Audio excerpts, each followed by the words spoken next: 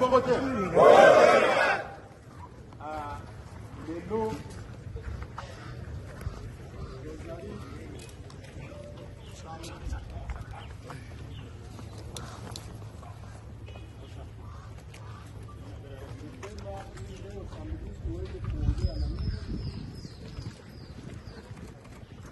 tuwapatie maorientation na tuwaoneshe kwenye mko mnaenda.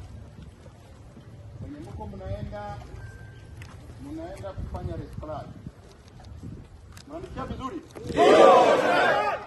Mnaenda kufanya recyclage ili muweze kupata bagaji nyingine ambazo zitaongezea kwenye mkoa fulani.